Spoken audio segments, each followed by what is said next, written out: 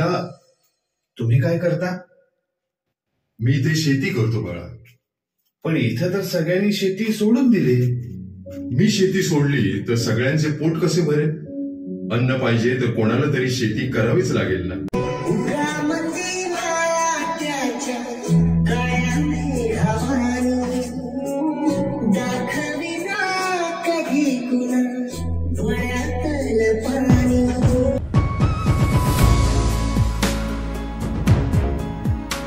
नमस्कार मित्र हो, मी साईराज खीर स्वागत करतो तुमचं माझ्या आणखीन एका नवीन व्हिडिओमध्ये. तर मित्र, आज आत्ता आपण जात आहोत आमच्याच बाजूच्या सोमेश्वर या गावी. जसं मी मागच्या व्हिडिओमध्ये बोललो होतो की या गणेशोत्सवामध्ये मी जास्तीत जास्त तुम्हाला सीन देखावे वगैरे दाखवणार आहे. तर आज आपण एक सुंदर असा देखावा बघण्यासाठी जात आहोत. आपलाच एक मित्र आहे मयूर भितळे म्हणून, तर त्याच्याकडे. तर आणि गेल्या वर्षी पण आपण त्याच्याकडे गेलो होतो. त्याने खूप सुंदर असा देखावा बनवला होता. सिंधुताई सकपाळ यांच्यावरती त्याचा देखावा होता. तर आता यावर्षी पण आता जातो आपण त्याच्याकडे. तर बघूया जाऊन आपण यावर्षी त्याने कोणता देखावा बनवला आहे ते. तर चला आजच्या व्हिडिओला सुरुवात करूया.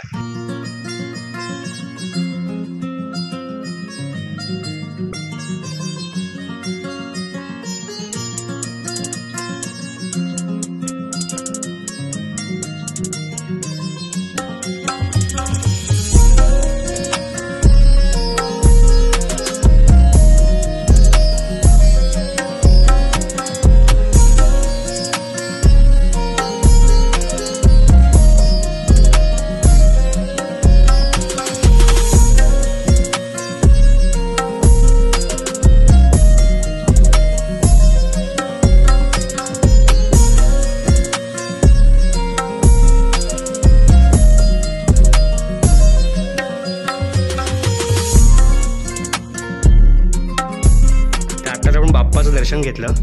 तर हा आहे मयूर दादा. दादा कसा आहेस? मस्त मजेत. तर दादा, तू यावर्षी कोणता देखावा केला आहेस? यावर्षी मी शेतकरी जनजागृतीवर देखावा केलाय. ओके. तर आताची एकंदरीत पिढी बघता तर ती पुढे शेतीकडे काही लक्ष देण्यातली मला दिसत नाहीये. ओके. कारण ती आताची शेत जमीन बरोबर बिल्डर किंवा अशा लोकांना विकून तिथे कारखाने किंवा बिल्डिंग उभे राहिले, या दृष्टिकोनातून जे पुढचं मला वाटचाल दिसते त्याच्यावर मी हा देखावा केला आहे. येस येस, म्हणजे पुढचं जे भविष्य आहे त्याच्यावरती तू एकंदरीत हे तुझा देखावा आहे. आणि प्रत्येक माणूस शेती, आपल्या प्रत्येक माणसाचं आहे ना जीवन हे शेतीवरच आहे. बरोबर, अगदी बरोबर बोला. तर चला तर बघूया. येस, सुस्वागतम सुस्वागतम सुस्वागतम. इथे कुटुंबीय सोमेश्वर यांच्याकडून सर्वांचं हार्दिक स्वागत. दरवर्षीप्रमाणेच आम्ही आपल्यासाठी घेऊन आलो एका ज्वलंत विषयावरील थ्रीसेट.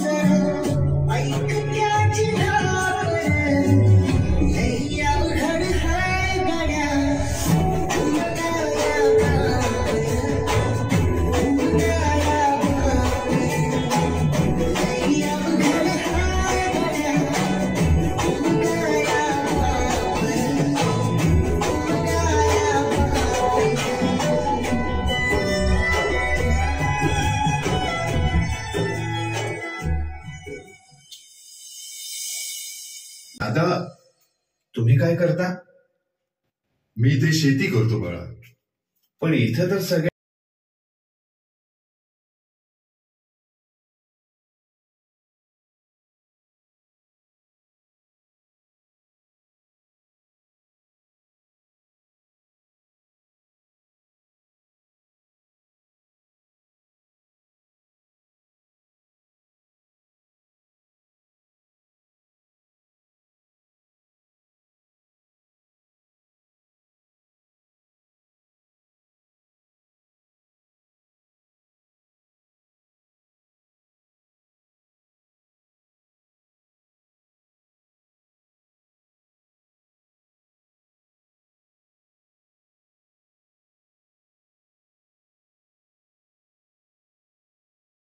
मला तुमचं म्हणणं पटतंय.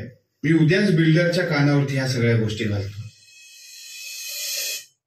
तसं शेतीशी तुमचा काय संबंध? मी कधी हा विचार केला नव्हता की मी कधी शेतीवाडी करेन. ते तर या जमिनीवर पाय ठेवून मला कळलं की या जमिनीवर प्रत्येक सजीवाचा शेतीशी काही ना काही संबंध आहे. भले कितीही मोठा पैसेवाला असला तर त्याची भूक इथल्या शेतकऱ्याने पिकवलेल्या अन्नानेच भरते आणि गरिबाला देखील या शेतकऱ्याने पिकवलेल्या अन्नाचीच गरज पडते. परंतु आपण सर्व त्या शेतकऱ्याला काहीच किंमत देत नाही आणि आपण त्याचे उपकार विसरतो. कोण उपकार करीत नाही. शेतकरी त्यांचं काम करतो, आम्ही आमचं काम करतो. म्हणजे तुमचं असं म्हणणं आहे का शेतकरी आणि आम्ही एक समान आहोत? आम्ही असो वा शेतकरी, दोघे पैशासाठीच काम करतो ना. पैसे मला सांगा, 2 महिने पगार नाही आला तर काय कराल तुम्ही? बायकोचे दागिने विकू, अजून काय. ठीक आहे, पुढे 6 महिने बिल्डरने पगार नाही दिला तर काय कराल? या कामाला लाथ मारू आणि दुसरं काम शोधू. आणि हेच काम शेतकऱ्याने केलं तर?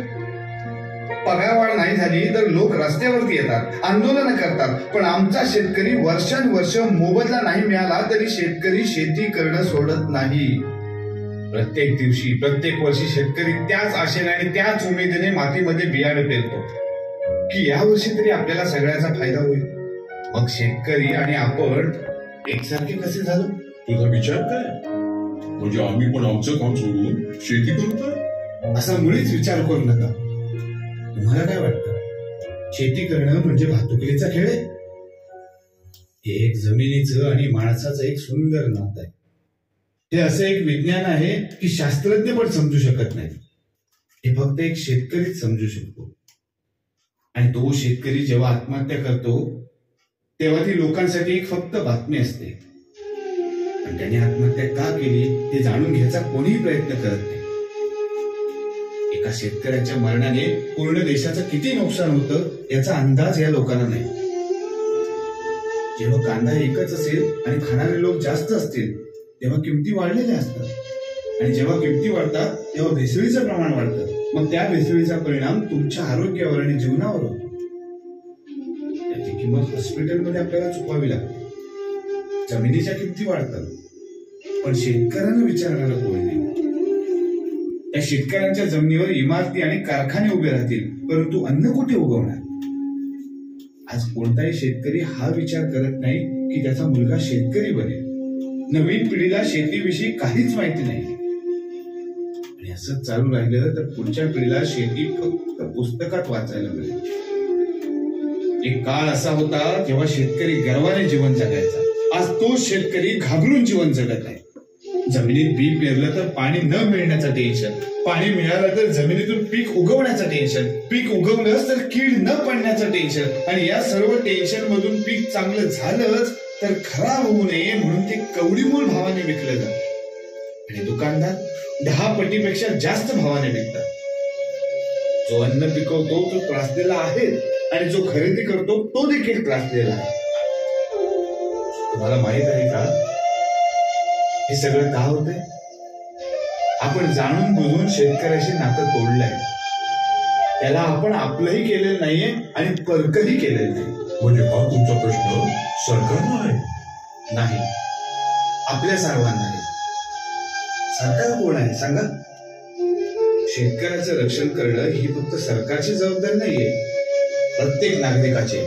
तुमची आहे तशीच माझी पण. आजपासून शेतकऱ्यांना शेतमाल विकताना घाबरावा लागणार नाही. गर्व झाला पाहिजे त्याला. देशाचं पोट भरणारा शेतकरी घाबरून का जीवन जगेल? आणि हे समजू नका शेतकऱ्यावर आपण कोणते उपकार करतोय. हा उपकार आपण स्वतःवर करतोय. मी हे सगळं शेतकऱ्यांची दया वाटावी म्हणून करत नाही. त्यांचा हक्क आहे तो. आपल्या शेतकऱ्याला कोणाच्या दयेची गरज नाही. गरज आहे फक्त इज्जतीची आणि ती इज्जत आपण त्याला देतो.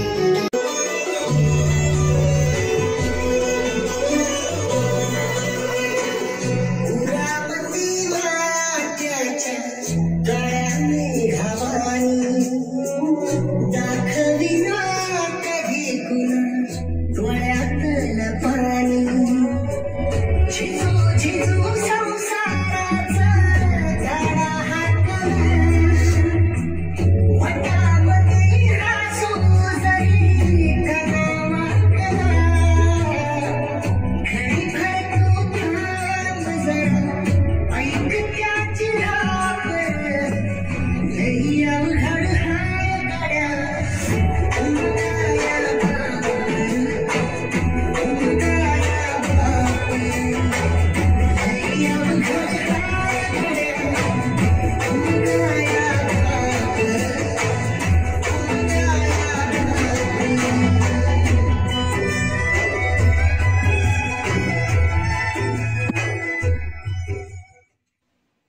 आत्ताच आपण देखावा बघितला, खूप सुंदर आणि खूप चांगली तुझी कॉन्सेप्ट आहे ही, मला तर खूप आवडली. नक्कीच आपल्या व्ह्युअर्सना सुद्धा नक्कीच आवडली असेल. येस नक्कीच. तर दादा तुला हा देखावा करण्यासाठी किती दिवस लागले? 15 दिवस तर लागले. येस, म्हणजे 15 दिवस अगोदरपासून तयारी केली सर्व. म्हणजे एखादा देखावा करत असताना कोणाकोणाची तरी आयडिया आपल्याला भेटण्यासाठी माझे मित्र होतेच. नक्कीच. अनिकेत बाणे होता, सौरभ मांडवकर होता, मारुती लोहार, असे मित्र होते. ते मला उपयोगी पडले या देखाव्यासाठी. नक्कीच. म्हणजे तुला यांची मदत झाली. मदत झाली. येस. आणि तुला अजून सहकार्य कोणी केलं म्हणजे देखावा करताना? ह्या मित्रांनी सहकार्य केलं, पण घरातली लोक, येस, घरातली जी माणसं आहेत त्यांनी पण सहकार्य खूप केलं. नक्कीच. आणि खूप सुंदर, म्हणजे खरंच यार, म्हणजे आजच्या म्हणजे ह्याला धरून हा देखावा बनवलास तू, बरोबर. आणि दादा तू आपल्या आता देखाव्यांचे गणेशोत्सवामध्ये स्पर्धा वगैरे पण होतात, त्यामध्ये तू भाग वगैरे घेतोस का? सर माझं हे 7वं वर्ष आहे या स्पर्धेमध्ये मी भाग घेतोय. अच्छा, ओके. आणि गेल्या वर्षी कोणता सिंधुदुर्ग सकपाळांचं तू चलचित्र बनवलं होतं. तर मित्रांनो तो व्हिडिओ सुद्धा आपल्या यूट्यूब चॅनलवरती आहे दादाचा, जाऊन तुम्ही नक्कीच बघू शकता. मी लिंक डिस्क्रिप्शन बॉक्समध्ये देतोय. दादा खरंच खूप सुंदर, आणि तुझ्या पुढील वाटचालीसाठी तुला खूप खूप शुभेच्छा. थँक्यू. तर मित्रो, आत्ताच आपण देखावा बघितला आणि एक नंबर, खरंच दादा खूप सुंदर, आणि मला तर खरंच खूप आवडला. आणि मित्रो, तुम्हाला जर का हा देखावा बघायचा असेल तर दादा कसं यायचं आपल्या सोमेश्वर गावी, तुझ्या घरी कसं यायचं? सोमेश्वर ग्रामपंचायत आहे ना, तिथेच माझं घर आहे. ओके. तर मित्रो, मयूर भितळे असं जरी तुम्ही कोणाला विचारलं तरी कोणीही सांगेल, बरोबर ना? हो. तर नक्कीच या. आणि मी एवढ्या लवकर बनवण्याचा व्हिडिओ पण हेच कारण आहे, कारण का तुम्ही इथे येऊन बघू पण शकता. तर त्यासाठी मी हा व्हिडिओ सुद्धा लवकर बनवतोय. माझं हेच उद्दिष्ट आहे, म्हणजे तुमच्यापर्यंत हा व्हिडिओ लवकर पोहोचेल, याच कारणाने मी हा व्हिडिओ लवकर बनवला. तर मित्रो, हा मयूर दादाने बनवला शेतकरी जनजागृतीचा देखावा तुम्हाला कसा वाटला ते मला कमेंट करून नक्की सांगा. व्हिडिओ आवडला असेल तर व्हिडिओने एक लाईक नक्कीच करा आणि जास्तीत जास्त शेअर करा. चॅनलवरती कोणी नवीन आलं असेल तर चॅनलला सबस्क्राईब करा आणि नोटिफिकेशन बेल ऑन करा, जेणेकरून तुम्हाला येणार नवीन व्हिडिओ नोटिफिकेशन लगेच मिळेल. तर आता व्हिडिओ पुढच्या अशा एखाद्या सुंदर व्हिडिओ, तोपर्यंत बाय बाय.